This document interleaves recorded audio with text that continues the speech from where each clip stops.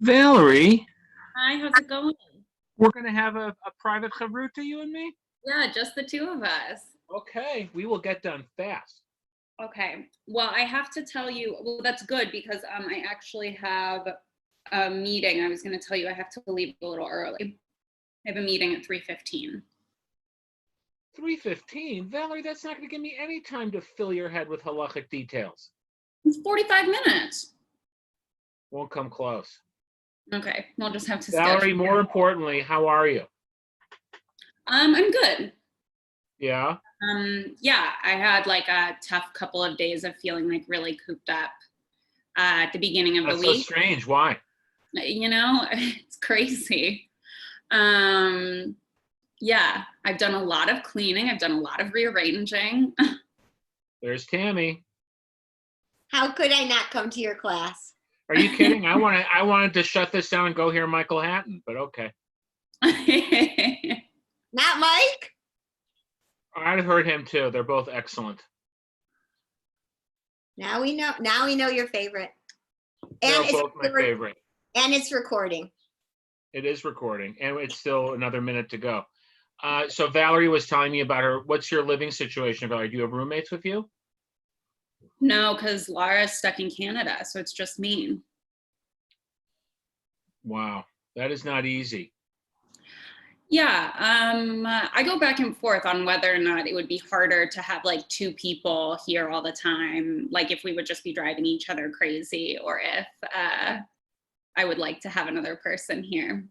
There are some other people who are living alone who I've seen, so that's nice. Just be very careful. Yes, being very careful. That's the hard part about this thing, is that being alone is the safest option. Yeah. Tammy, how are you doing? I'm good, but Val, are you? Oh, okay.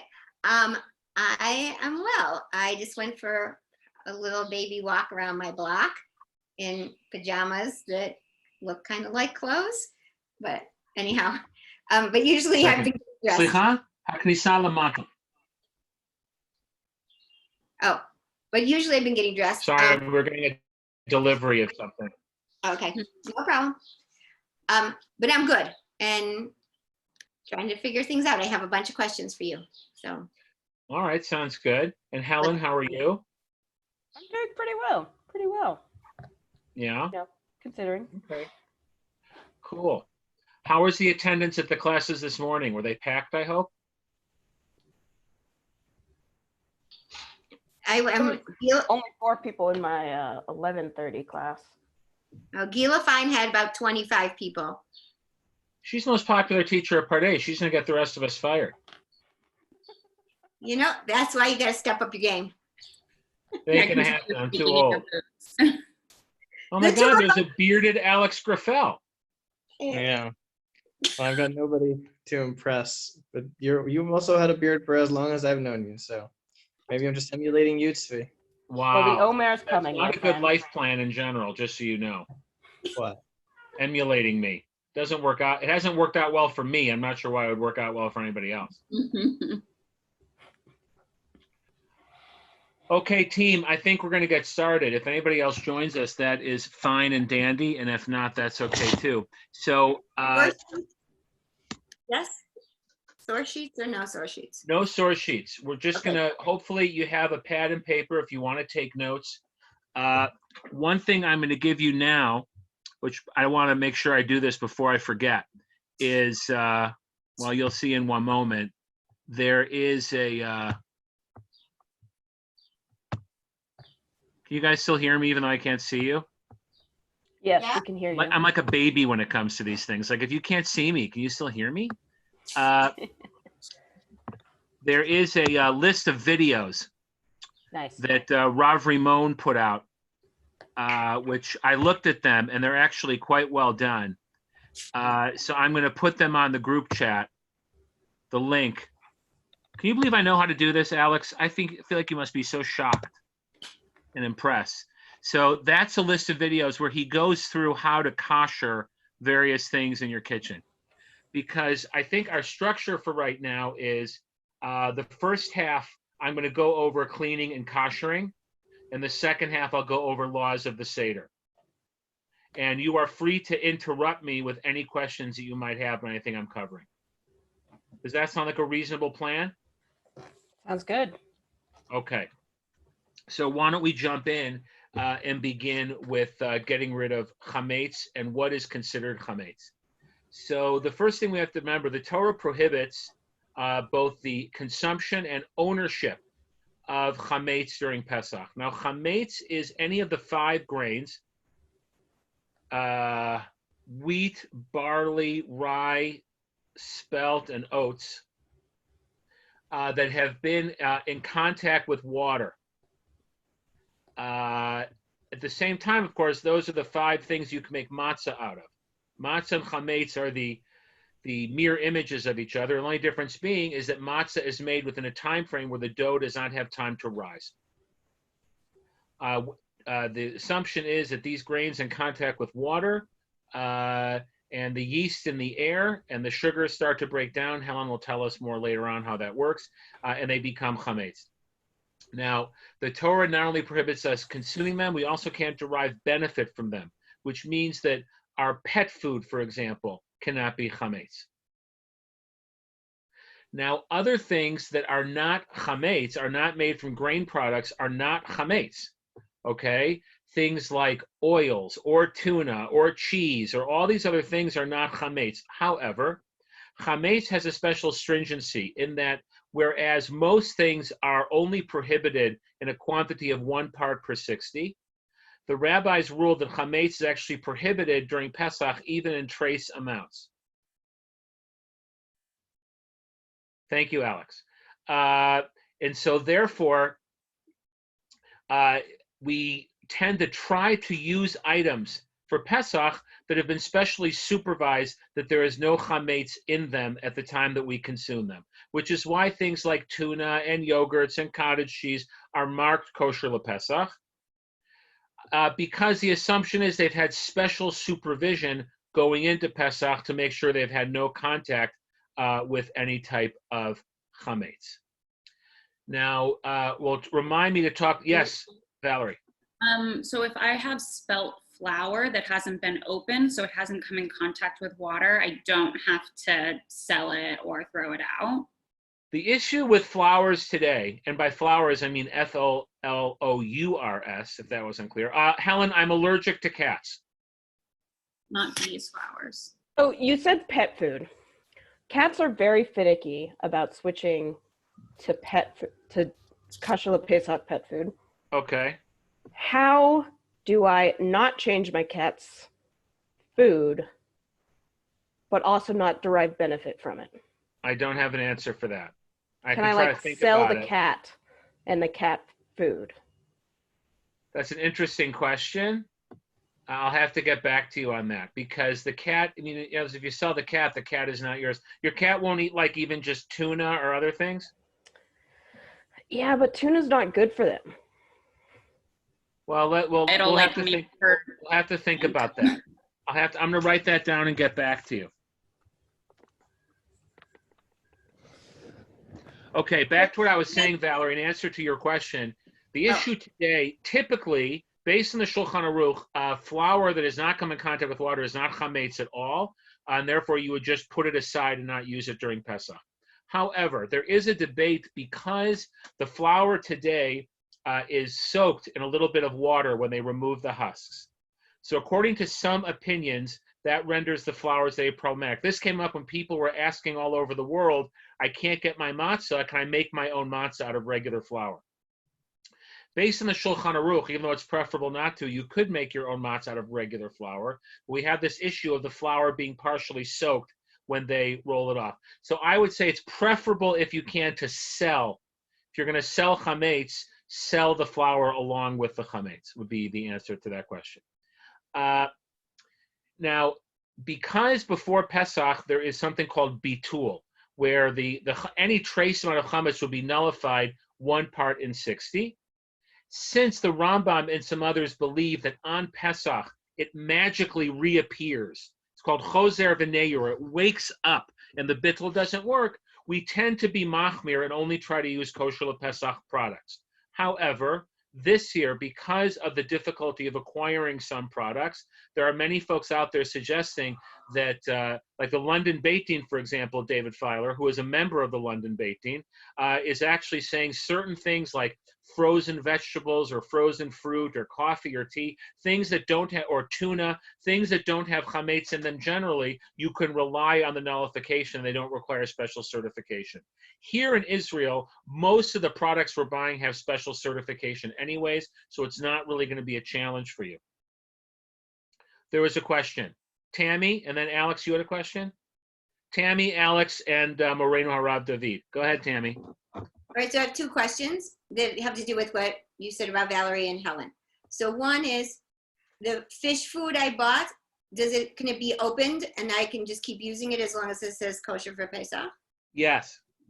And the second is, I have a bunch of questions for you about gluten-free, so I'll hold those till the end. But so say that I have a thing of oats.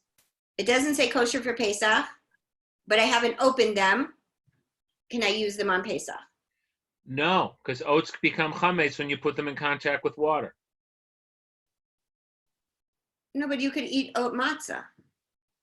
But that's because it's been prepared specially, that the oats they haven't been in contact with water when they were cleaned, and there was no water present when they were ground or made into matzah. So if right now I need to find kosher for Pesach oats? There's no such thing. There's no such thing. How do you want to consume these oats? To make my own. Somebody made me matzah last year. I'm saying, so because of the fact that many of these things are, we do not regard them as being permissible for Pesach. You would have to acquire kosher LePesach oat flour, which my guess is you cannot get as a single consumer. Okay. So I would just simply recommend buying your oat matzah. So buy oat matzah, and that's what I should eat. Okay. That's correct. Yeah. Alex. Two quick questions. One, so like a can of kosher of coffee, of instant coffee that is marked kosher LePesach, but it doesn't, nothing else goes into the canister besides for coffee. Like this, I can just keep using that on Pesach, or I have to get a new one? Look, the issue is typically, I would say, if you know that nothing went in there other than a perfectly clean spoon, then there's no reason you can't use it for Pesach. Many people are careful because of the Pesach thing that we only use things that haven't been opened beforehand. But I would say, again, because I would value it this way, I would rather you use the coffee that you've opened than make an extra trip to the store. Okay. That's the way I would think of it. In other words, I would rely on leniencies if it saves you going out more than you need to go out. Gotcha. That would be my rule of thumb. King David. My caveat, my second question is just, if there are things that come up that are like the differences between a typical year and this year, for everything, can you just point those out as they come up? I'm trying, yeah. Yeah, David. So a follow-up and then a question. The follow-up would be, would you advise about things that would minimize the amount of time you spent in the shop rather than just minimize the number of times you go to the shop? Because Yes. being in the shop itself is a danger. Anything that minimizes your exposure is better. And my actual question was, shmura matzah is very hard to get this year in England, and the place we normally buy it doesn't have any shmura matzah already. How problematic, if at all, is that? And should we be trying to borrow a small amount of shmura matzah to have a kazayat worth on Seder night? Okay, we'll talk about shmur matzah in the second half. When we talk about Leil HaSeder, you'll remind me, and I'll get to that question. In terms of spices, I think, again, if the spices have been unopened, then my sense is you could probably use them for Pesach, unless they've been processed in some way. I don't know enough about spices to know, but any spices you go out and get now will all be marked kosher LePesach on them. So don't use what I already, like salt and pepper. Look, again, it's the kind of thing where if you don't have any other salt, I'm sure your salt is fine. But ideally, if we can, we try to buy new things for Pesach and only open them on Pesach. And so if I have salt that I never opened, use it, but pepper that I have used but that I haven't. I know Ideally you would try to, if you're putting in a food order, include some basic spices that you know you're going to need. I hear you. Thank you. Okay. So the other issue with chametz, I'll just say this briefly. You do not have to worry about the presence of chametz or alcohol in cosmetics, soaps, or shampoos. That used to be a thing people used to talk about. I'm not going to go into it at length, but the reality is none of what they're using is fit for consumption, even for a dog, and therefore it is no longer halakha chametz. You don't have to worry about it. Okay? Medicines. Yes, Amanda. What about toothpaste? So toothpaste is a debate. Is toothpaste edible or is it not edible? I believe here in Israel, all the major brands of toothpaste are kosher lePesach. It is the custom to start a new toothbrush for Pesach. My sense is if you can get another toothpaste, get it. If not, you could probably continue using your old toothpaste as well. Can I keep my old toothpaste? I have a new one I can open. What do I do with my other one? Yes, keep it for after Pesach. There's no reason to throw it out. I don't have to sell it or anything. I don't think so. No, it's not really chametz. Okay. Okay, so medicines. Again, the leniency. There are some people who worry about the binders and pills because you're swallowing them. It's a form of consumption. Again, Rav Shechter holds that all pills are fine. Do not start checking out whether your medicine is kosher lePesach or not. So you can use your medicine and take your medicine because medicine is important. There's a possible exception if you're taking like a liquid that is made for taste. And if it has, but usually it's not chametz, so it'd be like corn syrup or something like that. Again, for most adults, we don't take medicine that way, so I don't think you have to worry about it too much. Okay? Kitniot, legumes.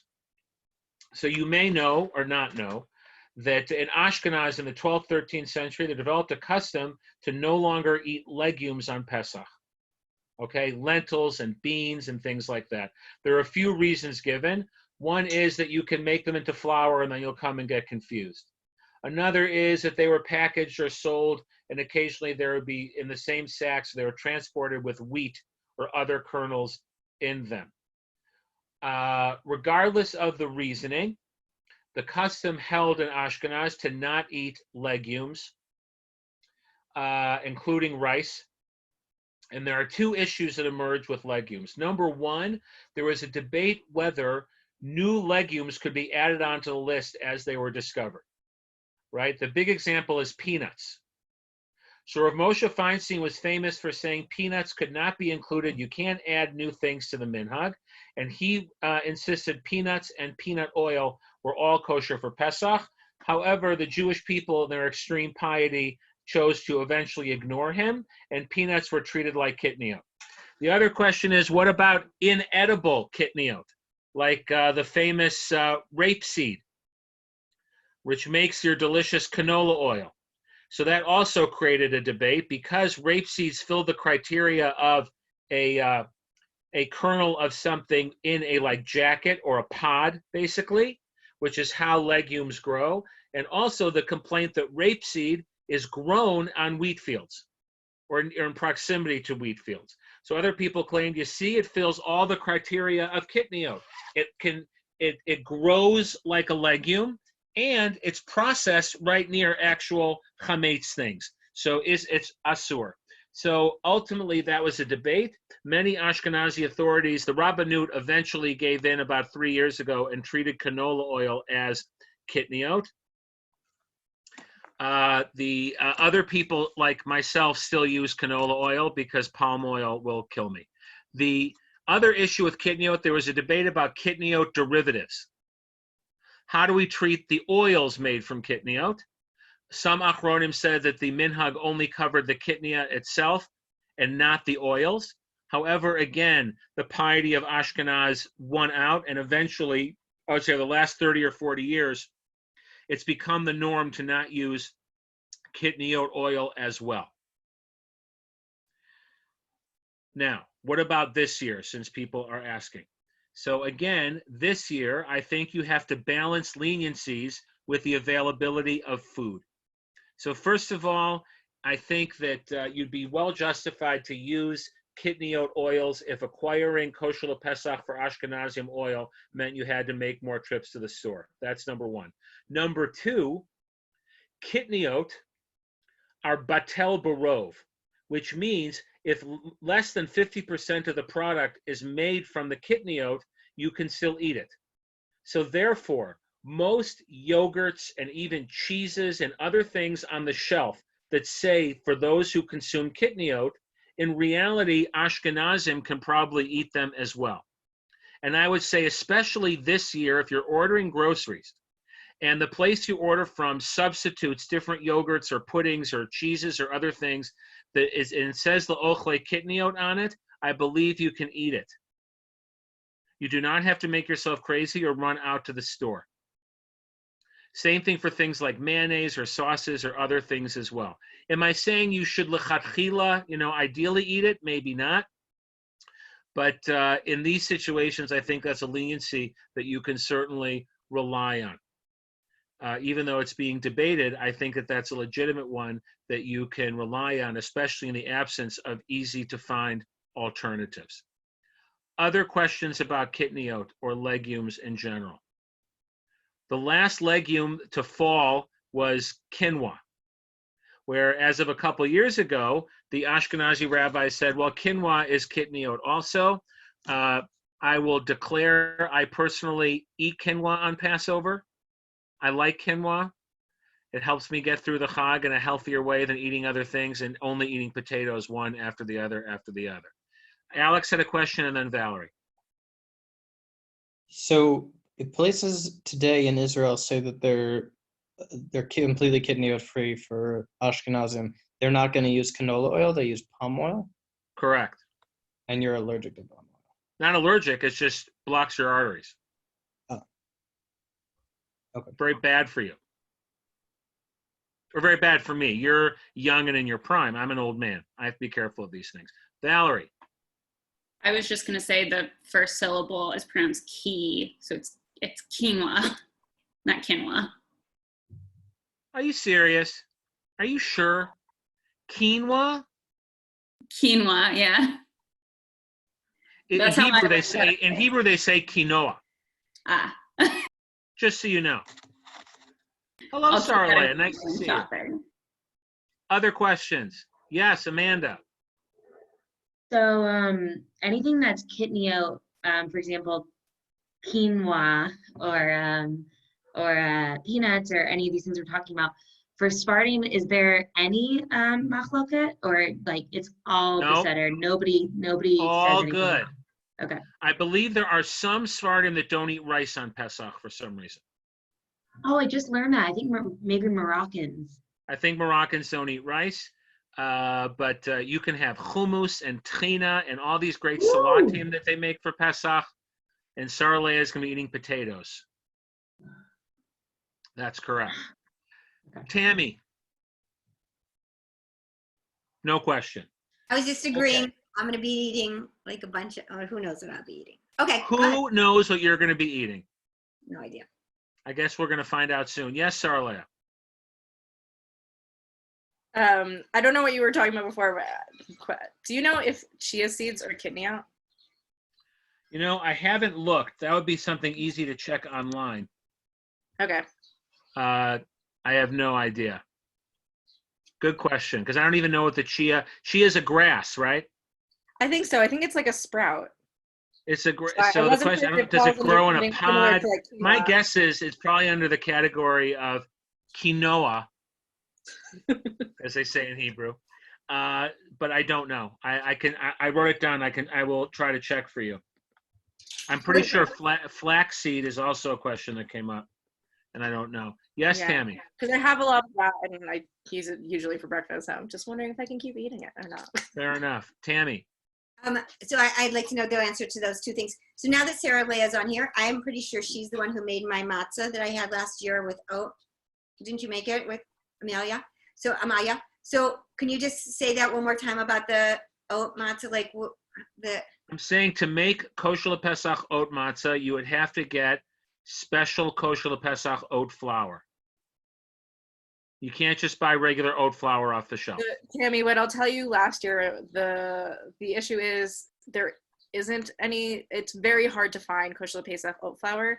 So what Mealy did was she found an oat flour mix and just like made sure it was like because there was just, it was nearly impossible to find.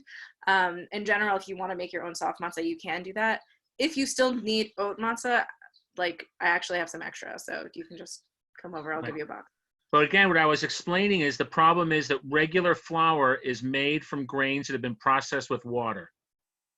So it's a machloket when you soak a grain before you have cracked it and started to grind it. It's a machloket among the medieval poskim whether or not that could turn it into chametz. So our practice is to be more strict with that and not to use regular flour off the shelf in contemporary times. More than that, I do not know. Anything else before we move on? Yes, Helen. So could you explain to me the reasoning why it's like why Lubavitch has said like you can't use any spices but salt? I believe they probably have chumras that anything processed is problematic because they are concerned that any processing that something could fall in there. So they are very strict. They're also very strict about another thing called gebrachs. Amanda, you don't need to listen to this at all. Although actually, there was a Sephardic rabbi in the 17th century who advocated it. Gebrachs is a concern that can one soak baked matzah in water? Generally, we would say that once the matzah has been baked, it can't become chametz anymore.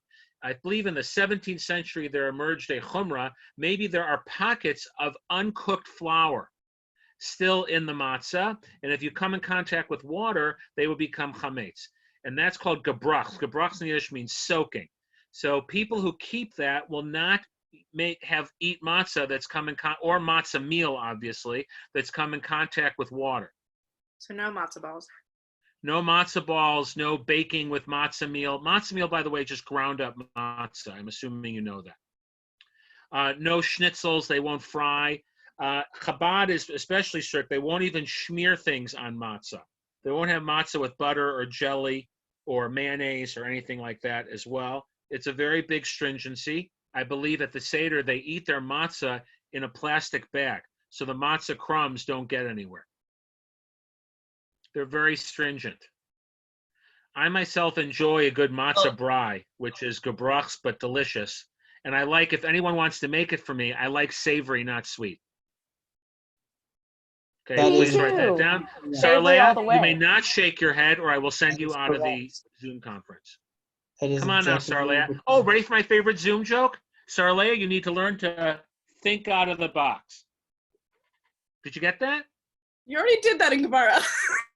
Doesn't matter. Valerie never heard it, and she was the first one to sign up. So everything I'm saying is geared towards her. I wish I had never heard it. Valerie, that's hurtful. I never heard it. I love That's it. hurtful. Where's the trust? Oh, you can't see me do that. Where's the trust? Okay. Let's move on to cleaning. Okay? Cleaning, and then we'll get to kashering. Cleaning for Pesach. By the way, for those who weren't here, it's in the chat. These are some nice, helpful YouTube videos from Rav Rimon with translation, where he goes through basic kashering of all your kitchen stuff. But I'm going to do that with you as well. But it's very, very helpful. Okay, so cleaning your house. The reality is, for Pesach, as I said, you have to remove the chametz from your possession. And really, you only have to clean places where you keep food. Okay, I know people do spring cleaning and they vacuum the drapes and everything else, but halachically, the point is simply to remove chametz from areas where the chametz could get into your food, or you have edible chametz that you might come to eat. So in the States, I always tell people, don't clean your bedroom, clean your car. Because a lot of people keep food in their car and they forget about it, and that's really what they're supposed to remove. When it comes to your kitchen, what you would want to do is you'd want to clean out all the places that you keep food or keep chametz.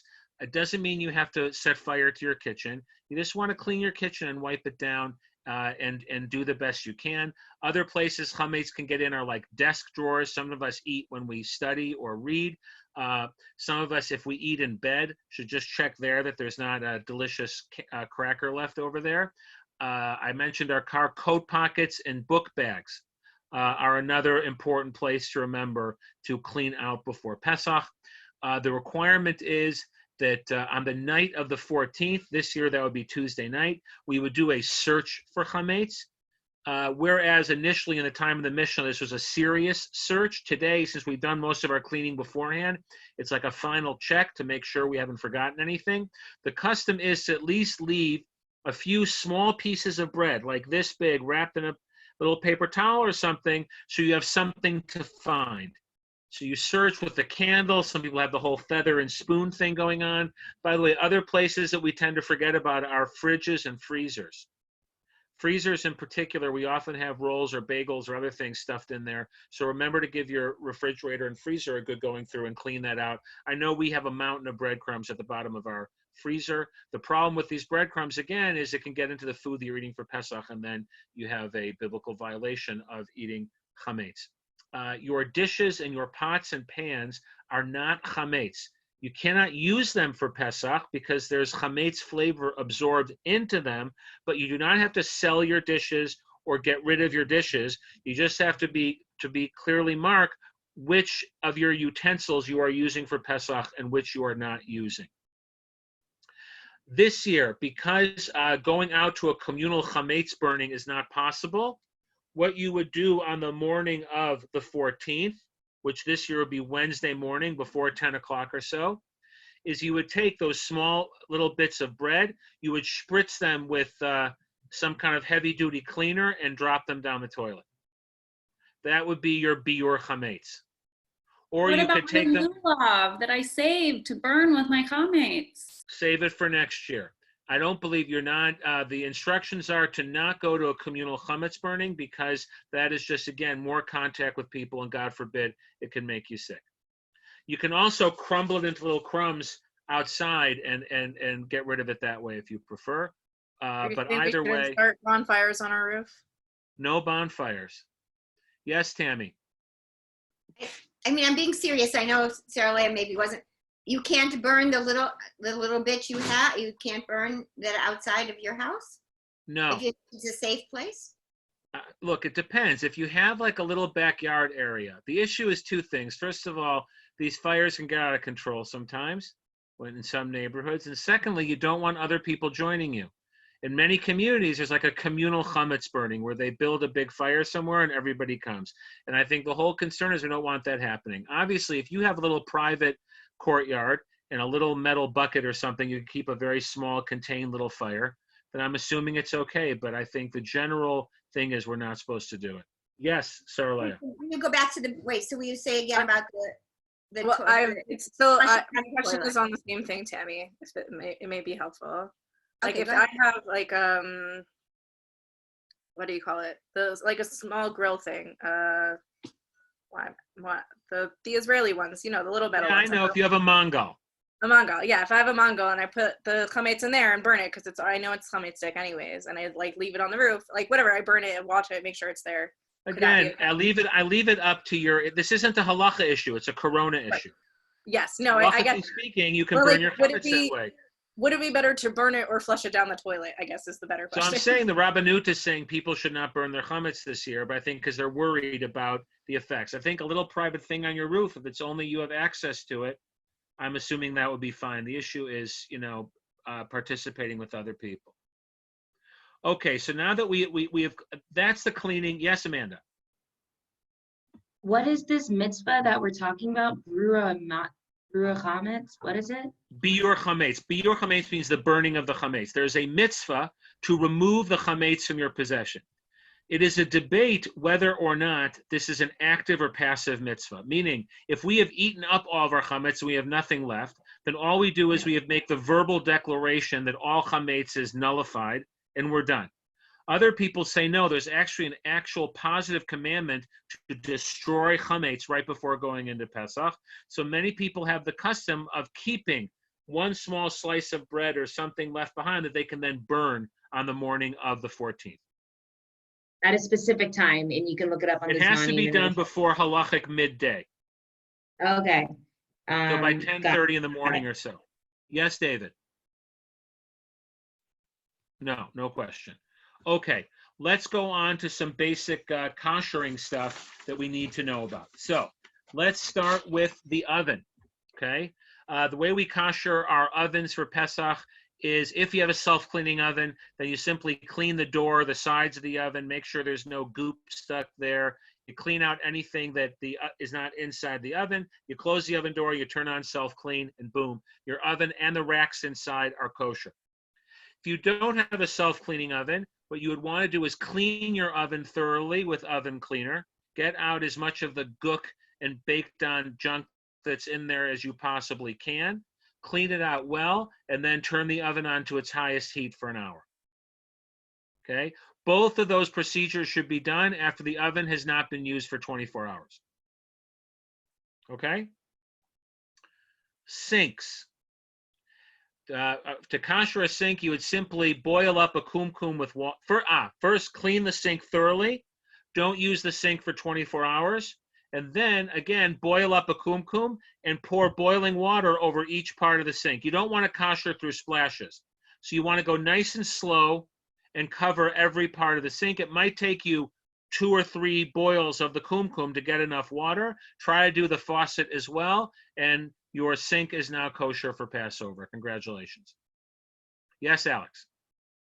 Is my kumkum usable on Pesach? Look, it's an interesting question because in theory, it's only been used for hot water. Some people are concerned that if you pour from the kumkum over like oatmeal, for example, Yeah. and then the hot vapor goes up and is absorbed by the spout. Well, it's not just water. I've cleaned my kumkum with vinegar. Again, so most vinegar is also by kosher Pesach, but then ideally then I would use a separate pot of water from a vessel that hasn't been used for 24 hours if you can.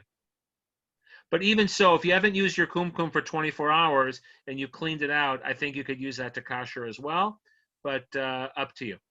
And also for making hot water on Pesach. So right, so ideally it's ideal to have a separate kumkum for Pesach if you can. If not, I'll make a note and I'll get back to you on that. Thanks. Other questions? I have a question about the sink. Yeah. So for 24 hours, I'm using my bathroom sink instead of my kitchen sink, Correct. and I don't have to kosher my bathroom sink. No, you do not. Unless you frequently cook and eat in your bathroom or use that sink, then you're perfectly fine. Not that I know of. Okay. Okay, thank you. let's talk about, yes, Helen. What about dishwashers? Okay, I can do dishwashers now if you would like. So dishwashers, there is a bit of a debate over that. I will give you the more lenient view. The more lenient view is all the parts that can come out of there, especially the basket and the drain trap, should be cleaned thoroughly, not used for 24 hours, and then run it on the highest setting. In an ideal world, many folks like to dip the baskets and the trays and do hagalat kelim and dip them, but most of us at home do not have these massive tubs of water to do that. Some people will say to take a kumkum and pour boiling water on top of them. I think that's unreasonable and not practical. So my sense is clean it all thoroughly, don't use it for 24 hours, and then run it at the highest setting. And then in addition to that, an extra stringency is before you run it, pour a little dish soap on the bottom of the dishwasher, because typically the soap doesn't come in till the middle stage. And what you want is soapy water from the beginning. That way, any chametz that is emitted by heat from the racks is pagum, is not fit for eating because it's been soaked up. Did that make sense what I said? Yeah. Well, not too much, or you'll flood your dishwasher. Yeah. I just want to say you probably want to use the same like dish detergent that goes in the dishwasher, not dish soap. Okay, good. I mean, yeah. So you can just take one and crumble a little bit on the bottom, so there's some soap in there in the water. Yes, David. No. Yes, Saralea. Even if the racks I mean, I don't have a dishwasher. This is just like a theoretical question, but even if the racks themselves are plastic? Yes. Oh, okay. Plastic is considered kosherable by most opinions. Look, there are some people who won't. Can you send a source that says that? There's some people that won't use their dishwashers on Pesach, right? They see them as unkosherable. But again, most people will use them, especially if they can dip them and do Hagalat Kelim with the basket. But we're in more challenging times. We got to make do. Helen, do you have a dishwasher? Wow, that's pretty awesome and cool. Okay, what about your countertops? Again, the whole issue here, which I should have explained at the beginning, is the problem or the challenge that the assumption in kashrut is heat releases flavor. Okay, and that when things come in contact that are hot, then absorbed flavors get released and absorbed into the other thing. So the assumption is that your sink, your countertops have all had hot pasta or other things on them. They've absorbed chametz, and now they are going to be emitting chametz.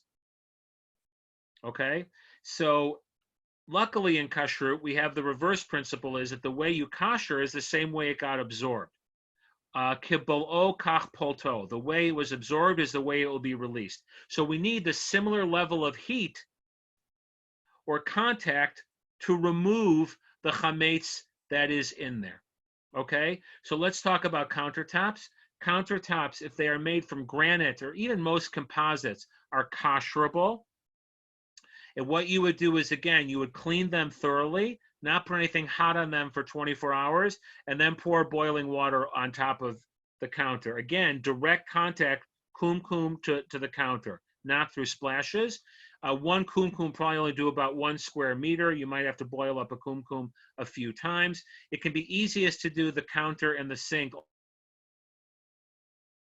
And you're just doing that whole pouring thing one after the other, and you do the whole area, pour, boil, pour, boil. Some people also have the custom, in addition to covering their countertops with aluminum foil or other types of things that they lay down. It's totally up to you. I don't think it's necessary if you have koshered your countertop to cover it. And the problem is when you use aluminum foil, it gets gross after about 2 days. So that's the challenge. Let's talk about this. Yes, Amanda. Did you say when you pour the kumkum on the countertops, did you say no soap, just hot water?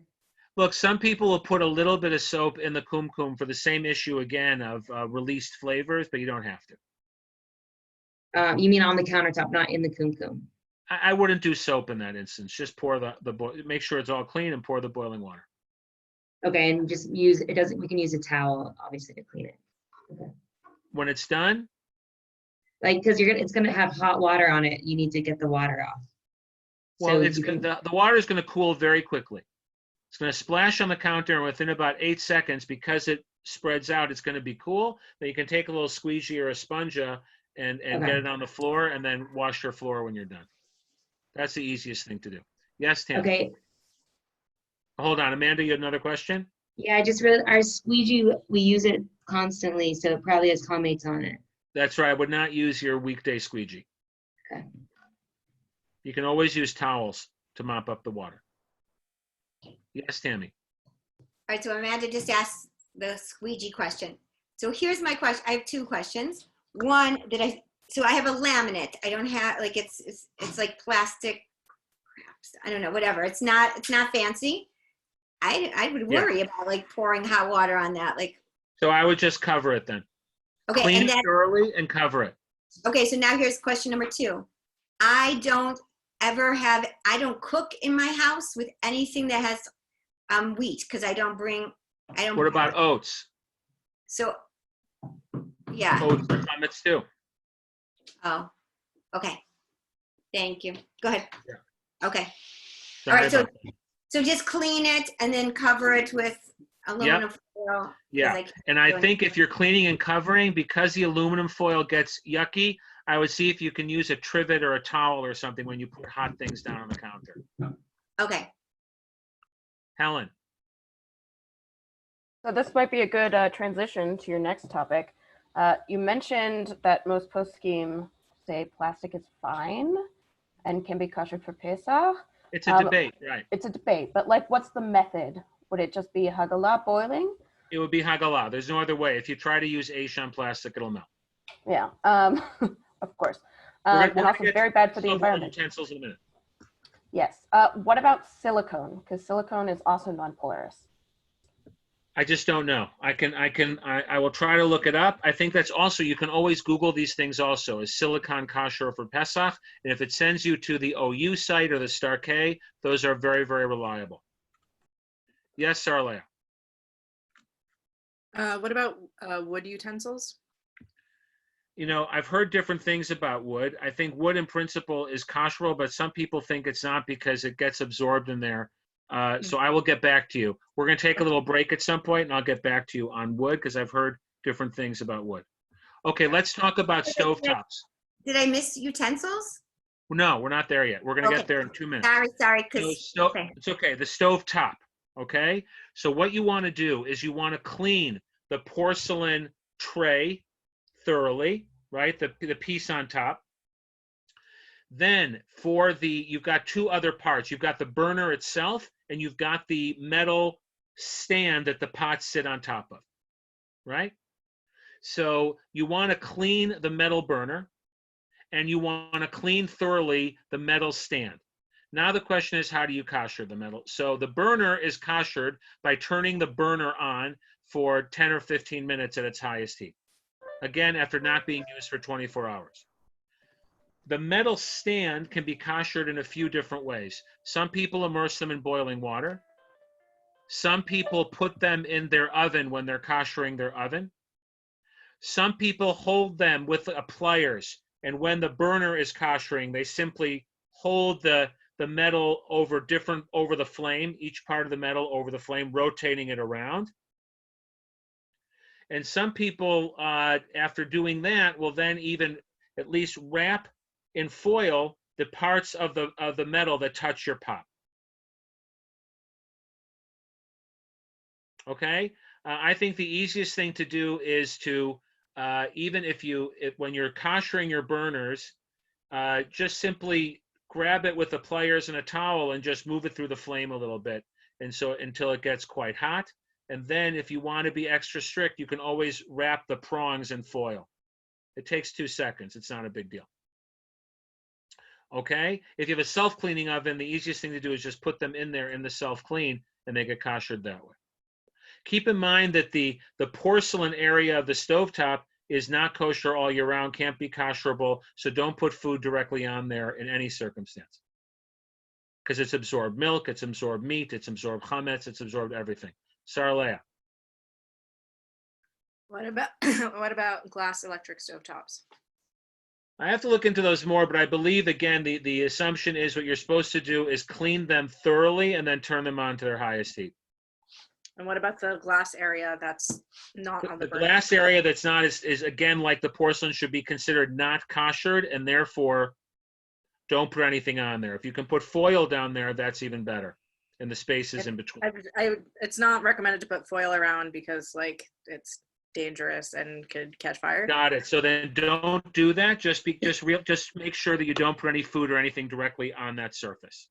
Okay, but like cooking, if because the question was like if we're cooking something and we koshered it and the pot itself is kosher Pesach and we have like excess spillage, like pots boil over a little bit and that spills out onto it. Right. Is the pot still okay? The pot is still okay because it spilled over onto that. It didn't come back into the pot. Okay. So your pot is still okay. Microwaves. Microwaves are really easy. All you have to do with the microwave is you have to clean it out thoroughly, not use it for 24 hours, and then boil like a bowl of water in there so it gets nice and steamy, and you are good to go. In terms of the glass or the plastic thing in there that goes round and round, you can also kosher that by pouring from a kumkum directly on it. Just be careful, don't put it in cold water right afterwards. If you're concerned that you're going to break it, you can also then just wrap it in saran wrap. Clean it thoroughly, wrap it in saran wrap. Some people have an extra stringency, even after the microwave has been koshered, to always use it with the food covered. either in a big Tupperware or covered with a plate or wrapped in saran wrap. Just letting you know, some people have that stringency. Yes, Tammy. So I just want to, so it seems like a lot of the things you're saying, if you have like some barrier between what's the everyday, that even though you've cleaned it the best you can, and then you have a towel or some fabric or aluminum foil, something there, then it's okay to have, it's the barrier that is. Correct, because you don't want the situation where the heat from the pot will then interact with the chametz surface and then absorb from the chametz surface the prohibited flavor of chametz. That's what you're looking to avoid. Amanda. So for the microwave, clean it, don't touch it for 24 hours, clean it thoroughly with like spray. You could also pour kumkum on the glass thing. Then Well, do boil that at the end. bowl. Do that at the end. I would take the glass and the plastic thing out. I would boil the water in there to kosher the microwave, and then kosher the plastic and glass thing separate. How long do you put the hot water in the microwave? Like, if you take the glass thing out of the microwave, how do you turn the microwave on? I don't think it makes a difference. It just makes the thing turn around. I think the microwave Got still it. turns on either way. So you put a bowl in there without the thing, and how long do you put it in the microwave for? My guess is 4 or 5 minutes. You want it to really boil and get really steamy in there. That's your goal. Okay. You take Takes cold 2 water minutes and you for make sure boil it's hot. It takes 2 minutes for a cup of water to boil in So the now a microwave. bowl, so probably 4 minutes would do it. Okay. Okay? Okay. In terms of your kitchen table or dining room table, you just have to clean them and ideally cover them with a tablecloth. Tablecloths just have to be washed in the laundry to be kosher for Pesach. You don't need separate tablecloths or napkins. Putting them through the laundry koshers them as well. Things like not a kumkum, but a mecham. If all you've ever used your mecham for is hot water, and you don't warm up food on the top of the mecham, you can use the same mecham for Pesach as well. What's mecham? A mecham is a urn, The hot water urn for Shabbat. hot water urn. Yes, Sarla. And if we do use the top of it to warm food up, Then they're very hard to kosher. Then it gets really complicated. I'll get back to you, but it's tough. Then you're stuck with boiling it over and you got a whole thing going on there. That's a real pain. Your best bet, I think, in that case is probably, since you only really need it for Shabbat because you can boil water on Chag, is to get yourself a thermos for Pesach. Then you have hot water for Shabbat. Okay, a plata, a Shabbat plata. You guys know what that is, right? So again, clean it thoroughly. Turn it on. If it has settings, its highest setting. Let it heat up for a half hour or 40 minutes. And then after it cools, it's recommended to cover it with like a thick foil. And then you can use it for Pesach as well.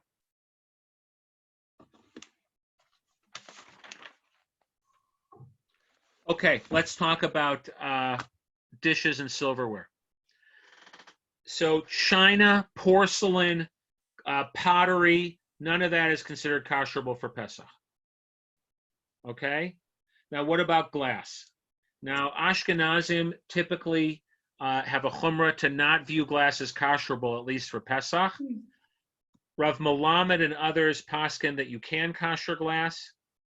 I'm going to tell you this year you could certainly kosher glass. So how do you kosher utensils? What you do is you take a pot that is not a clean pot that has not been used for 24 hours. Does not have to be a Pesach pot. Any pot will do. You boil water in there. It's good to add a little bit of soap, not enough so it suds up and floods your kitchen, but a little bit of soap, again, to neutralize any potential negative flavor, mate's flavor that you don't want the pot to absorb. And then you dip it in for a few seconds and take it out. If you want, you can use a little basket and do multiple things at the same time, but shake it around so all the surface area is covered by the water. That goes for silverware, that goes for glass plates, and anything else that you can think of. Coffee mugs are not kosherable for Pesach because they're made from pottery. Yes, David? What's the limits to this 1 year heter you're handing out here? Is this About glass? Yeah, is this in times of need, or is this just, you have so you can, or what's the? Some people, look, all Sfardim don't think glass needs to be kashered at all. Glass is a three-way machloket, whether glass never absorbs anything. Glass is like metal, it can absorb but also be kashered, or glass is like pottery, it's unkosherable. The Yeah. Ramah says by Hilchot Pesach, we treat glass as unkosherable. Okay? I am saying that many poskim today, for a variety of reasons, certainly this year, allow you to kasher glass. Whether you can do that every year, ask me next year. But what's In the terms of rationale for glass this year being items, different? I assume most people they're not buying new Pesach stuff every year. Like if you have all the Pesach stuff you normally have, and you don't Right, but expand it. most people that I'm talking to right now don't have Pesach stuff they have every year. Ah, They're fine. So stuck in an apartment by themselves. yeah, okay. That's what And we're you can given the halacha for. you can kosher Alex? you can kosher this stuff without a Pesach pot. You just use a regular clean pot that's been Correct. sitting Some there for. people, it's a hidur to use a Pesach pot, but it's not halachically necessary. By the way, again, anything you're koshering should not be used in anything hot for 24 hours. Right. Yes, Sarah. when you're talking about right now koshering glass in through Hagala, what type of items of glass are you talking about? Like glass mugs? Anything, glass plates. It could be glass plates. It could be anything used for hot. Glasses that have only been used for cold, mi'ikar adin, do not need to be kosher for Pesach. They just need to be cleaned thoroughly. Some Ashkenazim had the custom of filling them up and changing the water for 3 days. I don't think that's necessary or very possible for you this year. So any glasses that you have that have not been used for anything hot or any hot chametz, I think you can just wash thoroughly and use for Pesach. Possible. If you've had glasses that have had beer or whiskey in them, those would need to be kosher. Yes, Amanda. I'll get to you 1 second, Tammy. Amanda, then Tammy. Let's say I want to kosher the pot at the same time that I'm doing all the utensils and the silverware. So I'll You mean just the do pot itself? Yeah, because So the pot itself is a little more complicated. What you do is you would fill it up, and when the water boils, you would then want to add another hot thing to it that makes the water overflow. It could Like be a a rock? rock that you've heated. It could be a rock that you've heated in your oven. It could be another pot that you heated on the stove. It doesn't matter. Just something very hot that causes it to overflow. You put another pot in it? If it's a hot pot, anything hot that will cause it to overflow. Okay, and then what about the soap? You said to put a little soap on it? Or was that with the dishes? If I want to kosher a dish, I need to put it in that boiling pot, and should there be Correct. soap in there? They put a little bit of soap, preferably. Little tiny On the bit. dish itself? No, just in the water. Okay. Okay? Isn't it And dangerous to have it the doesn't water have to fully immerse when you're koshering it all at one time. You can rotate things and spin it around. Isn't it dangerous to have water overflow onto a open stovetop flame? I mean, people do it. I don't know the answer to that. People do it. But now you know why people like to buy stuff for Pesach and keep it separate, because this rest is a pain. But remember, if you have like a long knife or something that you're doing, you can rotate it. Okay? Helen, Tammy, you had a question. Helen, then I want to talk about frying pans. No, you're good, Helen? Okay, frying pans. Frying pans are tricky because anything that has come into direct contact with chametz without a liquid between them has to be kosher with what's called libun chamor, direct fire.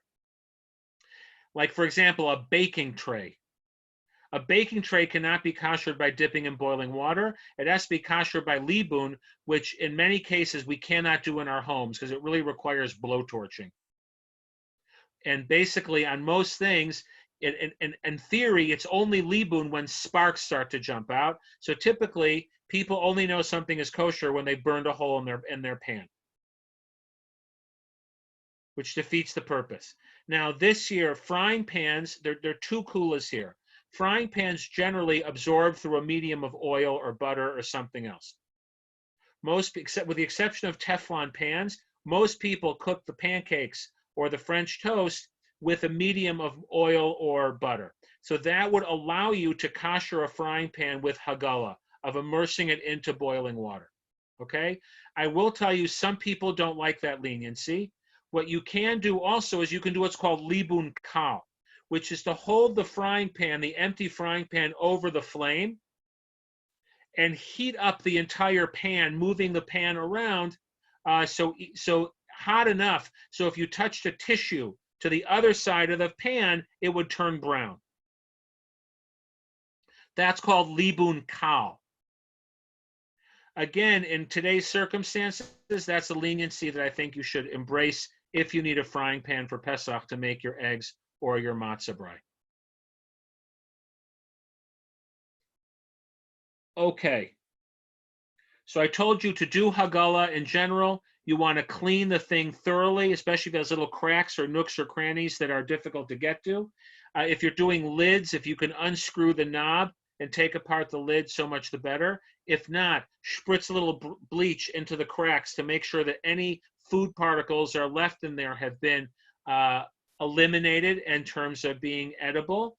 And after it's been cleaned thoroughly, you don't use it for 24 hours, you dip it into the hot water, and boom, you are now kosher for Passover. What was that last thing you explained? If you have nooks or crannies, for example, sometimes you have a knife that it doesn't fit perfectly with the handle, or you have a pot that the lid is not, the thing on top is not, you want to spritz some bleach or, cleaner in there to make sure that there are no crumbs that are still edible food in there. Okay. Okay? One more, Tammy, then we're going to take a break, and we'll do the laws of the Seder. Yeah. So what about a glass baking dish? What am I Again, doing? anything that's had direct contact with the chametz, I would not start to get into. Like anything you made kugels in or you baked on, I would not recommend trying to kosher that for Pesach. And so just use the aluminum foil that the aluminum contain. Use for that kind of thing, use the aluminum pan, yeah. Also, Pyrex is problematic. Some people treat Pyrex as pottery. They don't treat it as glass. Also, very difficult to kosher that stuff. By the way, when you kosher your silverware, ideally you're supposed to then put it in cold water when it comes out. Don't do that with anything glass. Just put the glass down on a towel and let it cool. I'll look into Pyrex just to be 100% sure, and I owe you an answer on wood and silicone. Okay, nice people. What are you going to talk about next? Somebody just wrote me they need some medicine. What's the next hour?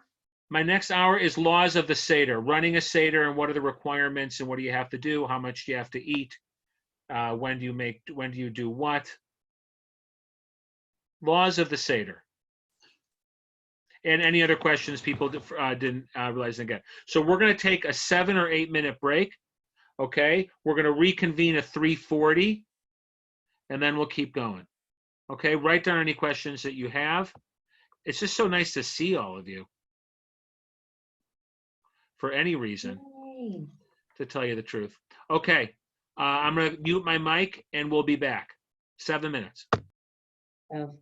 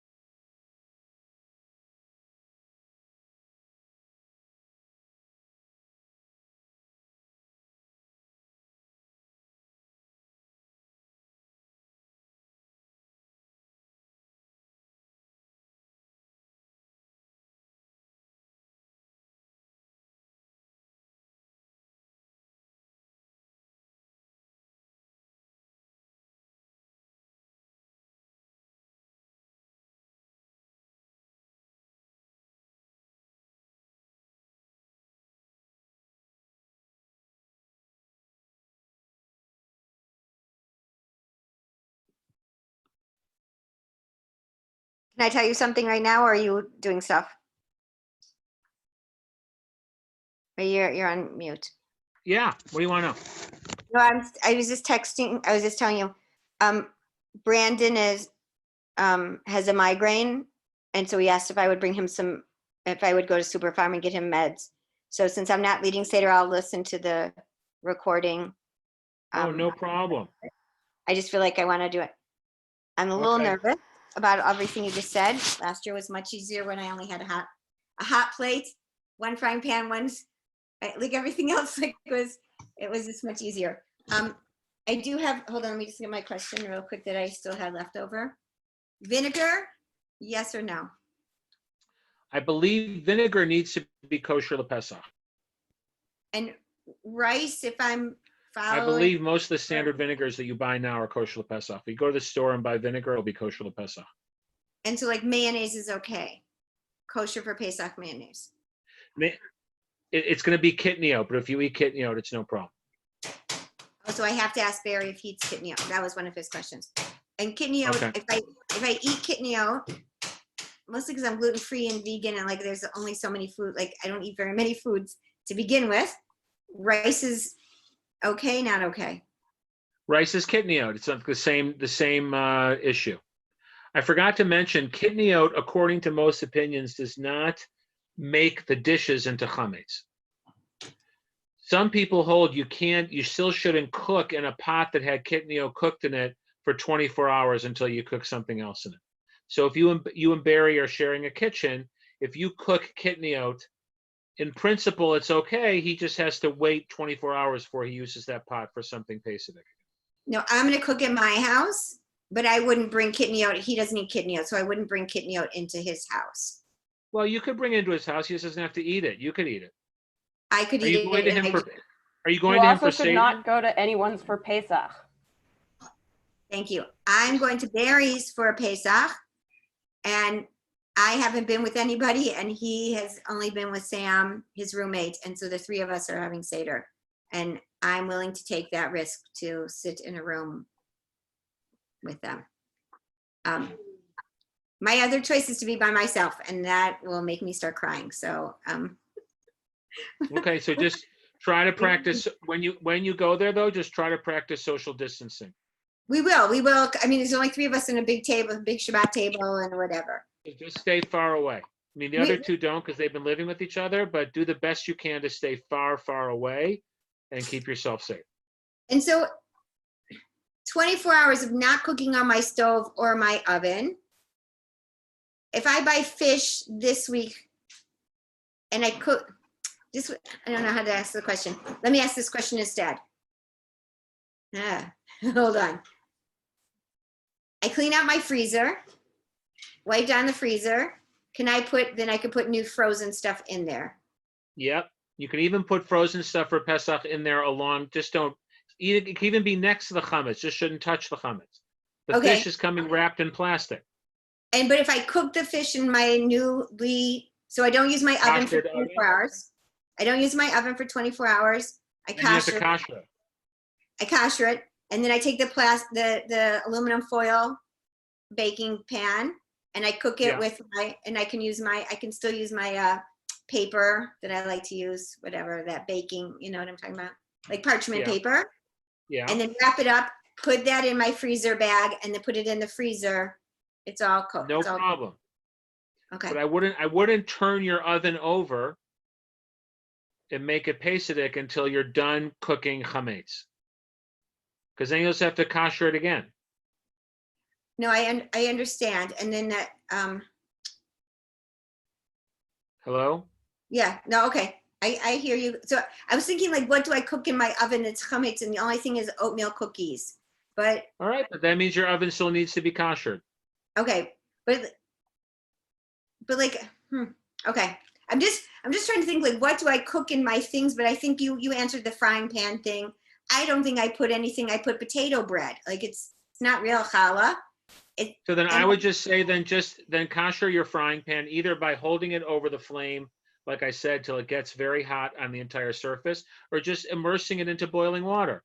You know, Okay. boil up a pot of water, and the whole pan doesn't have to fit in there. You can rotate it. Okay, Put this side in for 4 or 5 seconds, then rotate it around. okay. And that same with that Okay. pan, that like none of my pots and pans, this is the part that I do know.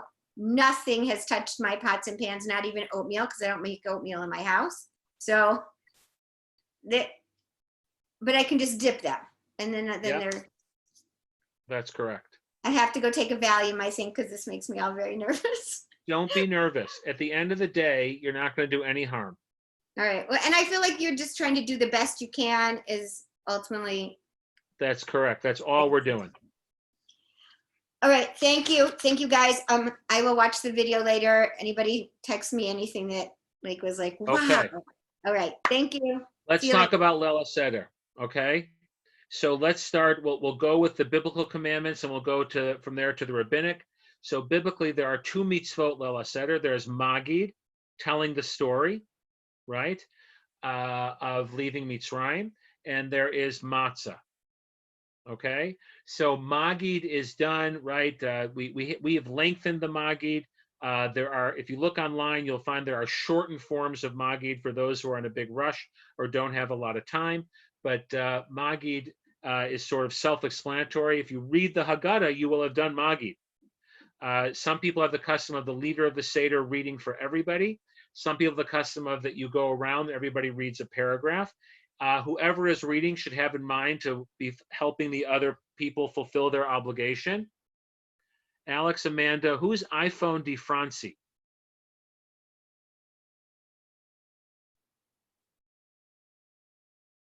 French iPhone. Okay.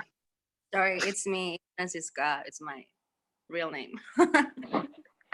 Ah, I can't see who me is. Why are you guys turned off your cameras? Sorry, I'm Abigail. Oh, Abigail, got it. Alex, why'd you turn off your camera? Alex might still be in the bathroom break. Did I see. miss how much matzah each person needs to eat? No, we're to about to fulfill? we're going to discuss matzah in a couple minutes. However, the one thing to know that children are not obligated. So if you are at a Seder and children are reading, you should read the passage that the child read to yourself also. Okay? All right, so let's talk about Magi. Let's talk about matzah. That seemed to be the big question. David, are you still awake? Matzah pertains to you. So there are 2 Wait, issues. Steve. Yeah. I'm sorry to cut you off, but I just think that I missed something important, and it was my fault because I was having a conversation. But did you say that everyone needs to read every word of the Haggadah unless they're a child, they don't have to? Not really every word of the Haggadah. I'm saying that if you do read the entire Haggadah, you will fulfill the obligation of Magid fully and completely without question. The truth is, if you just say our forefathers were slaves in Egypt, and you do Rabban Gamliel saying this is matzah, this is maror, and this is the Korban Pesach, you'll fulfill but you can go online and see that they'll show you the minimum requirements. What I am saying is that if you are sharing the reading, children cannot fulfill your obligation for you. So therefore, if a child is reading at the Seder, the adult should read along with. That's all I was saying. Okay. Okay? And of course, the Magid should be fulfilled with the wine and the matzah and the Seder plate and everything on the table. It should all be integrated, and that's what a Or Seder. full cups of wine, big cups. Well, we're going to talk about cups of wine in a moment. Let me Okay. just see if I'm looking at my notes here real quick to see if I left anything out for Magid.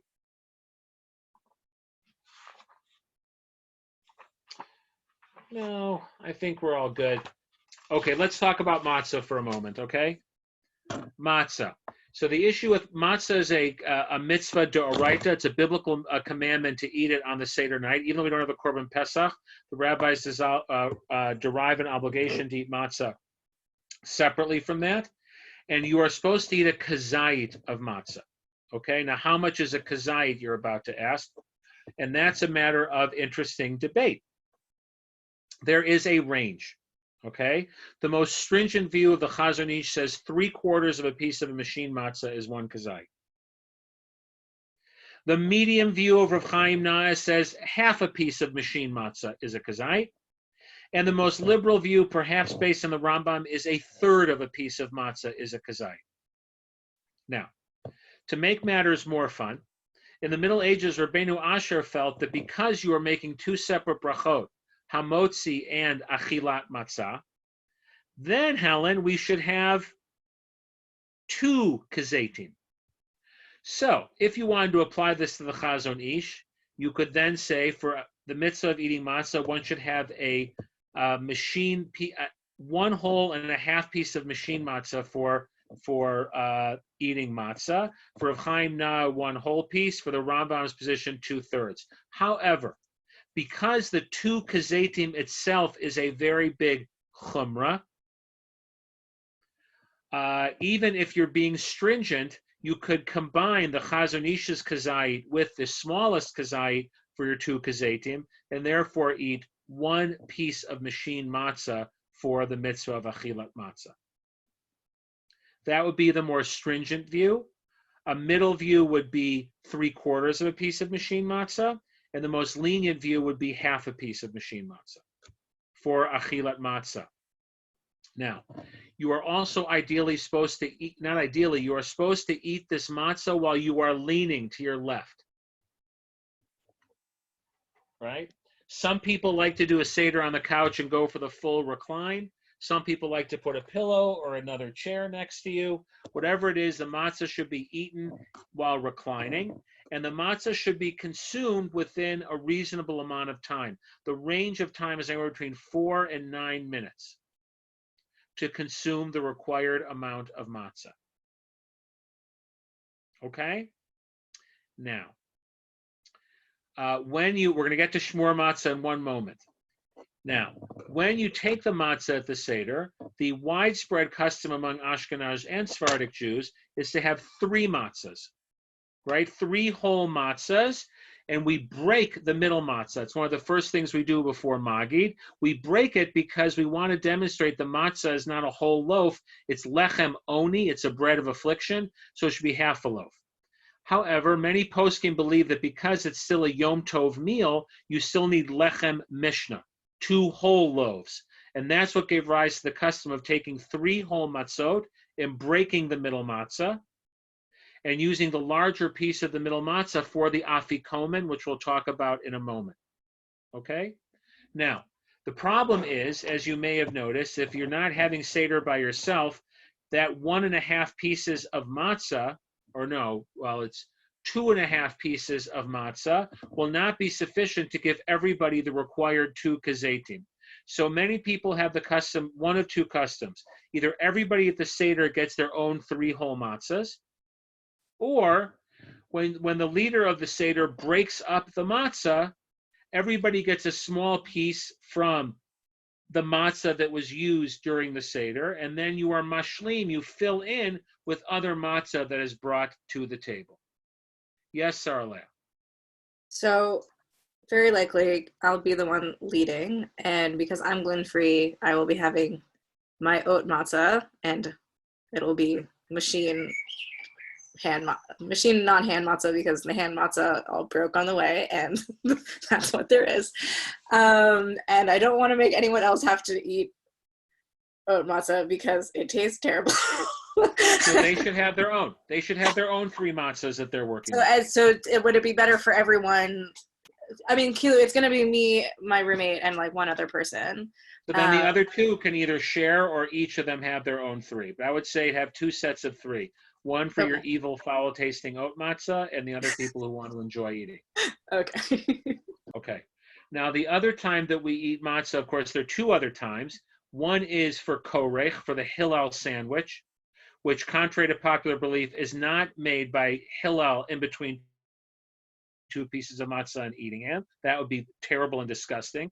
But rather, because Hillel believed that the mitzvah was performed by eating the korban pesach, the paschal sacrifice, and maror matzah all at one delicious, yummy shawarma sandwich, even though we paskin like the chachamim and we eat the maror separately, to remember his custom, we also eat matzah and maror together. The Hillel sandwich, preferably, you should also use a kazait. I think you can rely on the minimum amount of kazait, either 1/3 or 1/2 of a machine matzah, with one lettuce leaf in between. Now, we'll talk about dipping into the charoset later on when we get to maror, but it will apply over here as well. The other time we eat matzah is at the afikomen, at the end of the meal. The afikomen is meant to represent the korban pesach, which was eaten at the end of the meal, because you were supposed to eat the sacrificial meat when you weren't starving to death. So the custom is also to eat 2 kazetim there, but again, I think you can be lenient. Again, 1/3 of a piece of machine matzah, half a piece of machine matzah, and you are certainly covered. Now, what about shmura matzah? That was my friend David's question. The Gemara seems to suggest that matzah on the first night has to be shamur. What does shamur mean? So it seems to mean 2 things. Hold on, my brother's calling. I'm going to tell him that I can't take the call. Well, I just hung up on him. It's the same thing. Thank you, Helen. The shmura matzah, can you still hear me even though I backed up a little bit? So it means one of 2 things. It means guarded, that it didn't become chametz, a special level of guarding, which would then apply for all of Pesach, as the Rambam understood it.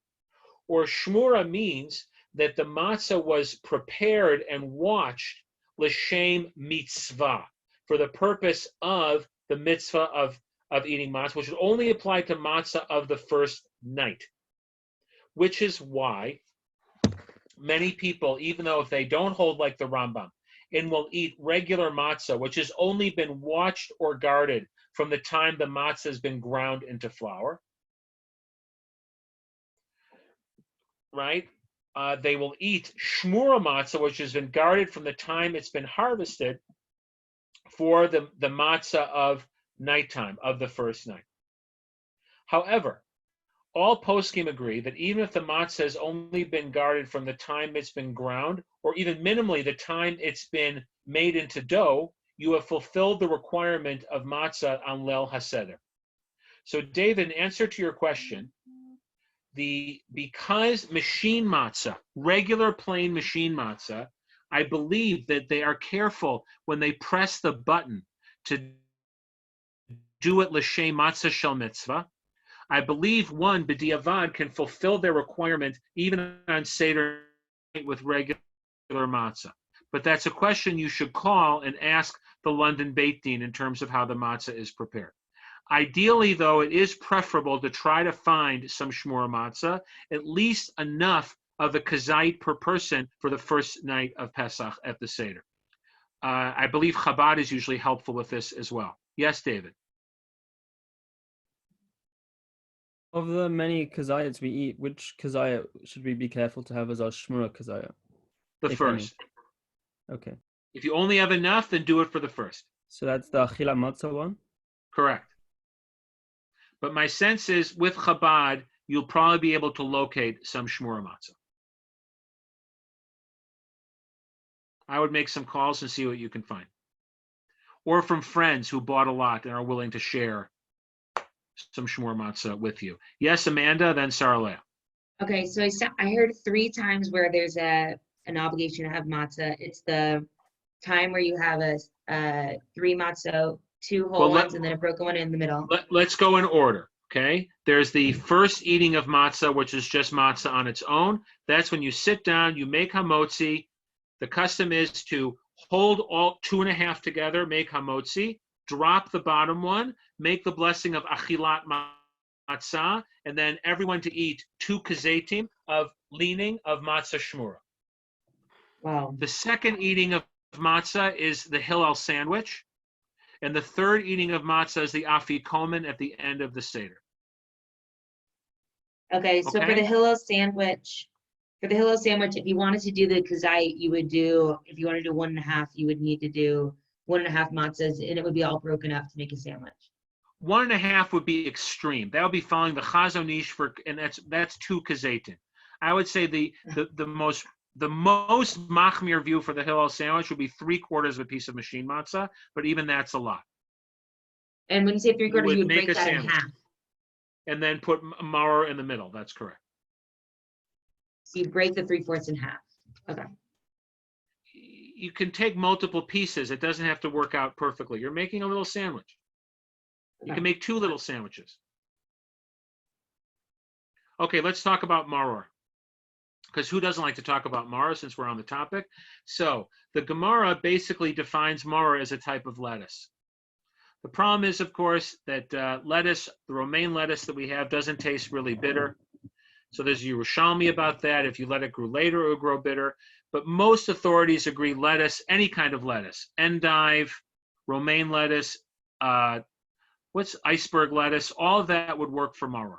Ashkenazim, however, have a long custom of using horseradish root, which is, some people say that's bitter. Other people say it's not bitter, it's charif, it's tat. I personally don't use it other than to decorate the Seder plate, but some people do, and it's perfectly up to you. It's certainly a long-held, respected custom. In terms of maror, you have to eat a kazait of maror as well. An average size romaine lettuce leaf is a kazait. Okay? Good rule of thumb. One average size leaf. Not a tiny leaf, not the biggest leaf in the bunch, a medium-sized leaf. You could also take a few smaller leaves and combine them if that's what you would like to do. Now, the custom is, the Gemara says we press or dip the lettuce leaf into charoset to either kill the bugs or kill the demons, however you understand that Gemara. However, we don't eat it with the charoset. You dip and shake off, and then you eat the lettuce leaf. Those of you who have the custom of putting heaping teaspoons of charoset inside your romaine lettuce leaf, it's problematic because you're not tasting the maror. So there I've said it to the disappointment of many. Now for the Hillel sandwich, in principle, the same logic applies. However, my family, they used to heap horseradish, not horseradish, charoset onto the Hillel sandwich and eat it like that to make a charoset burger sandwich. Again, that is not my halachic preference, but some people have that custom. I don't want to get myself in more trouble than I'm already in. Now, let's talk about the Daled Kosot, okay? The Pesach Seder is sort of divided or punctuated through these 4 cups of wine that seem to fulfill 2 functions. One is that we drink wine at the Seder as a sign of freedom and celebration. And the other is each kos is sort of a placeholder for a ritual that's happening at the Seder. For example, wow, Helen, you're drinking from a wine goblet as we speak. What do you got in there? I've got a nice Riesling. Wow. Everyone has to remind me, I got to buy arak before Pesach starts. I got to have something. Why? It's the worst. I like arak, and I got to have something. It's a What mental about health. potato vodka? I don't like vodka. Hmm. So Gin? Is gin kosher Pesach? they make a kosher Pesach gin, I believe. Maybe I'll get that. I don't know. So the wine, for example, the first cup is Kiddush. The second cup is the blessing of Geula at the end of Magid. Third cup is Birkat Hamazon. And the fourth cup is the saying of Hallel. So, in fact, the cup of wine functions in both ways. So, first question first, what kind of wine? Even though Rav Moshe Feinstein didn't believe it, the vast majority of poskim say grape juice is just fine. So if you like grape juice, you don't like the taste of wine, use grape juice. If drinking too much wine will get you hammered, use grape juice unless you want to be hammered for the second half of your Seder. Okay? Is rum kosher Pesach? I'm assuming any whiskey product would have to be labeled as kosher Pesach. Rum is Does not that whiskey. mean I know, but I still think it would have, because of the processing and other things, or the barrels it's stored in. I'm not willing to say that all rum is kosher Pesach. You'd have to check. And rum is too sweet. Okay, so how much is a cup? So here's an interesting question, right? Because it comes down to each kos shel bracha is supposed to hold a revi'it. How much is a revi'it? Well, our friend the Chazon Ish says it's 156 milliliters. Okay, which is about, I think that's about 5.5 or 6 ounces. Rav Chaim Naeh says it's 86 milliliters, which I think is about 3.3 ounces. The reason this is important is because for the purpose of the mitzvah, ideally, The Bach says you should drink a whole cup for each of the daled koso. So if you pour yourself a Chazon Ish style cup, that'll be drinking a good 6-ounce glass of wine for each cup. It's a pretty good hit of wine. If you go with Rav Chaim Nai, you would buy a smaller cup of like a 3.5-ounce cup or 4-ounce cup and drink the entire cup. However, according to most opinions, you have fulfilled your obligation if you drink half of the kos. So my advice to you is have a Kiddush cup for the Seder that's not a great big giant goblet. Okay? Have a Kiddush cup that holds 3.5, 4 ounces, and you can drink the whole cup and it's not too much wine, and you'll feel fine during your Seder. Okay? In any event, because you have to drink a Rov Ravit, you have to drink 44 mils in any event. Approximately, which is Mali Lugma. So I recommend getting a 3.5-ounce cup, filling it to the top, and drinking either more than half or the whole cup. You won't get hammered. You'll fulfill the obligation. Of course, each cup has to be consumed while leaning. Derech Heseba. Any questions about Dal Kosa? We'll talk about Karpas briefly. Yes, Amanda. There shouldn't be any issue with using a big cup, like a 6-ounce cup, and doing half wine, half grape juice, right? Because it's all. No, that's fine. Okay. You could do all grape juice if you wanted. But if you just don't want 6 ounces of wine, but you do want wine, you could do that. Correct. And then can you tell me the names of the Machmir way to do 6 ounces? Who is the rabbi for that? The Chazon Ish. The Chazon Ish. Chazon Says Ish, and then the 156. and then the one that said 150, to do, excuse me. The one that said to do. 150. Got it. Rav The one that Chaim said to do Naeh is the one who says 86. Haim Nada. Okay. Rav Thank you. Chaim Naeh. Got it. Okay.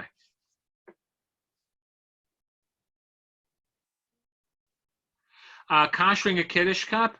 Look, the truth is, if it's never had any whiskey in it or it's never been washed with chametz, it probably doesn't even need kashering. But if it does, clean it well. Don't use it 24 hours. Dip in the boiling water, and you're good to go. In a pinch, you could even pour boiling water over it. Okay? But because it's being used for cold, even if you didn't kosher it and just cleaned it well, nothing bad will happen. Just don't use it for any whiskey. Yes, Sarah Leah. Could you kosher an all-metal flask? An all-metal flask? Why not? I don't know why you're doing that, but why not? I mean, why not? Yes, and answer your question, wood and silicon are both kosherable. The only issue with wood is if it's cracked or stained, some people think you shouldn't kosher it. Okay, but if it's not, if it's clean for the most part or whatever. That's correct. Okay. So I can literally just, I know I have used my Kiddush cup for whiskey, so I can just pour boiling water over it. I would say if you've used it for whiskey, then dip it in boiling water.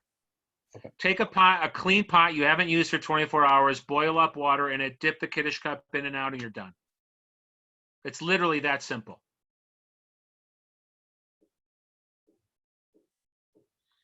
Okay, what else did I want to cover here about Leila Seder? Oh, so selling, any questions about leading the Seder or running the Seder that I did not cover? Karpas. So karpas, a lot of Ashkenazim have the custom of using parsley. Any vegetable will work. For my kids, we used to dip French fries into ketchup. You can also use the banana. Dip It's anything that you say bananas into maple syrup. Any vegetable into any liquid works. For whatever reason, parsley into salt water was our family custom. It does not taste that great. Yes, Amanda, what was your question? Everyone froze. Yeah, for leading Seder, if there's 4 people, is it okay for everybody to just switch off? You don't need a leader.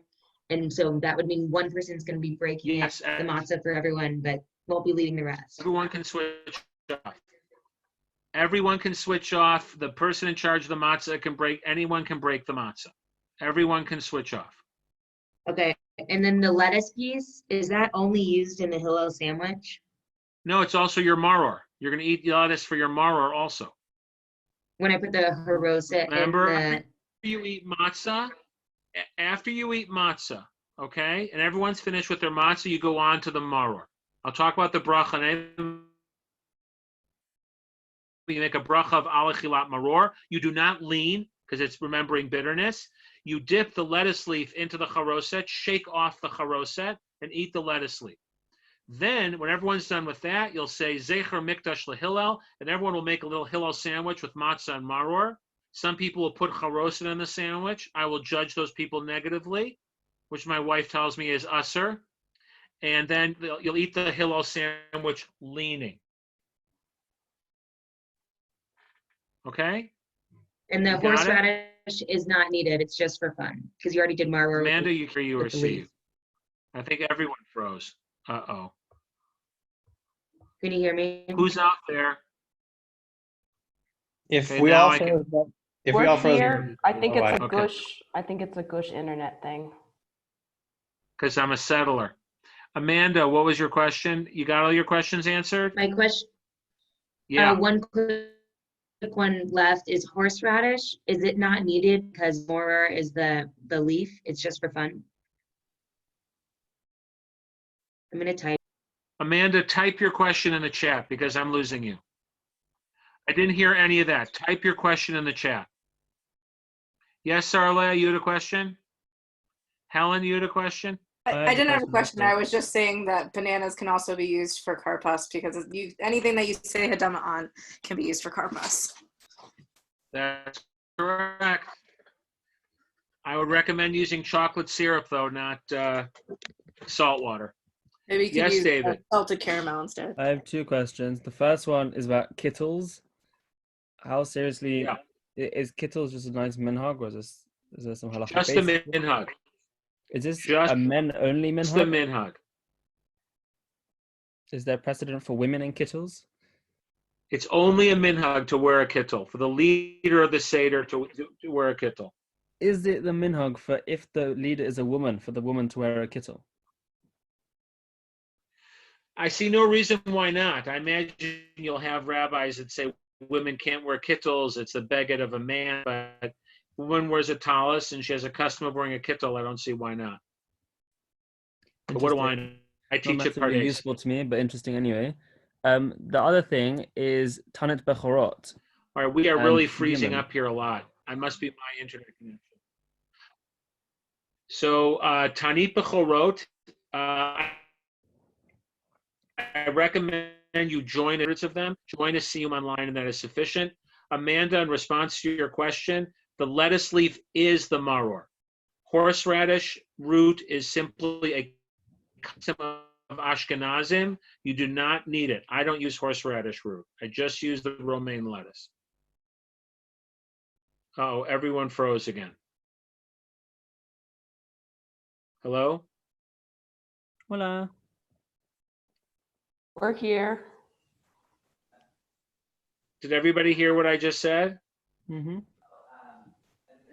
Maybe. Amanda, did you hear my answer to your question? Yes. Yes, I wrote you a follow-up. I don't know, but I answered that question. The issue with Well, we horseradish, ruined- okay? First of all, it has to be the plain ground root. Horseradish that they sell in stores as a condiment has vinegar and sugar and other things added to it. It does not count as maror.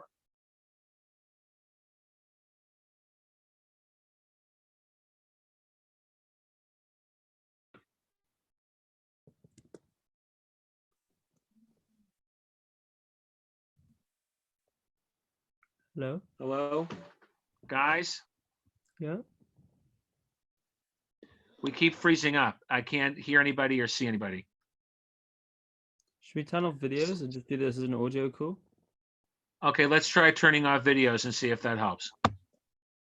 Can you hear me? Amanda, did you hear my answer to your question?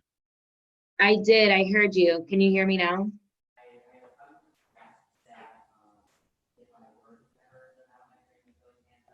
No, I think he's gone. Svi, you there? Oh. Svi. No, I'm here. Can you hear me? Yes. Yeah, but a very long delay, I think. All right, guys, Yeah. can you hear me now? Yeah. Yeah, I think you're right. There is a long delay. I don't know what to do, team. Do you have a mobile hotspot that you could use? Like use your phone? No, but according to my computer, my internet connection is good. Oh, Maybe that's it's lying to me. Well, This is I'm gonna better check. now that people turn their camera off. and internet speeds are being throttled all over the world, regardless of what your phone is telling or your computer is telling you. We're all on slower internet Yeah, now. I think that's true. Okay, but I can hear all of you now. I just want to make sure you heard my point about bottled horseradish does not count as maror. Heard. gotcha. Yeah. Got Okay. it. But it might count But- as Amanda, salt there's water. no halachic need for horseradish if you have romaine lettuce leaves. I know, I'm saying you won't be able to taste the lettuce leaf if you put it in your sandwich. So should we not put it in our sandwich? What, just the ground root? No, if it's the store-bought one. That's what's No, you that's not a can't use ground. the store-bought one for any ritual at the Seder. Got it. Thank you. Okay, team. I'm trying. Any other Leil HaSeder so Tani Bechorot, David, I would join one online. If you can't do that, then learn a Masechet of Mishnah. If you can't do that, give some tzedakah. I do not recommend fasting this year. Okay. Okay? Oh, did you find out if I have to sell my cat? I have not. I do not have an answer for your cat yet. That's going to take a little work Okay. Why would you have to sell your cat? because Because she's got a cats are problem finicky. of cat food. She's got a finicky cat. Is it because the cat food is chametz? Well, I mean, I think like Stom, I think my cat food is fine. It might just have kitniot in it, but for future reference, like, and there's no texture on it, so. What are the ingredients in her cat food? I mean, like in ingredients, there's no chametz. Like, Okay, so Stom I on the don't think label. if there's no ingredients that are chametz in it, I don't think you have to worry about it. Right. Yeah, fine. But I'm curious, like in the future, if Fine, I'll look. Then I will look into that. But it became a lot less urgent because your cat's not going to die. fair. You could just Okay, go nice catch people. fish Are and there feed any other those. questions? Selling chametz, you can sell chametz online, and that is what I recommend you do. How can I sell to like my parents? Because it has to be a physical thing. It doesn't. You're not going to sell it to your parents. You're going to sell it online. Because what's going to happen is the chief rabbi is going to become the shaliach everybody in Israel, and he's going to sell all the chametz to one non-Jew. Yeah, but they tried that for a while, and then they found out that the guy they sold it to was a Jew. So No, that happened. That's like a bit of an urban myth, but it doesn't matter. Sell your chametz online, please. okay, There's no other way to take care of it. You can't sell it to your parents that way because the person selling has to be in the room with the non-Jew who's acquiring it. what if my parents go to my childhood bedroom and like take a like $5 thing out? No. Helen, I'm asking you as nicely as I can. If you want to fulfill the legal requirement, sell your chametz online. Okay, that's fair. Anything beyond that you want to do, you are free to do. You are a free person. Like talking to the void.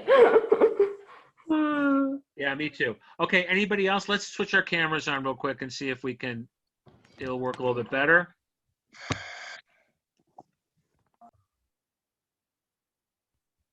Or is When everybody you're freezing done, up? when you're done, I have 2 more questions, but if you have more to say, I'll wait. No, ask your questions now because this is just not working so well. Go ahead. Okay, so Camera's off, everybody. Camera's off. It works worse with the camera on. Go ahead, Amanda. What's your question? Okay, for the pot, to kosher the pot, it has to be 100% metal, correct? Well, the little handles could be plastic also, I suppose, but it's still okay. Yeah. Okay. Okay, I have to find out more on that. And then we have these little glass, they're thin glass wine cups, and my roommates are concerned that they'll break if you put them in boiling They- water. Do you have any experience with that? Have they only been used for wine? I believe so. I'll check. And also, have they ever been washed in hot water with chametz? Probably. We put everything in the sink. Okay, that doesn't mean that boiling hot water has been with them with chametz in it. That's true. That's true. Look, But you're also Sephardic, right? yeah. So you have no problem. You can use them. Just wash them. Have you ever seen glass break in boiling water though? Yes, don't do it. If they're thin, they Okay. could easily, I'm worried they could break. You're Sephardic. You don't need to kosher glass. Okay. Okay. Got it. Thank you. Any other questions?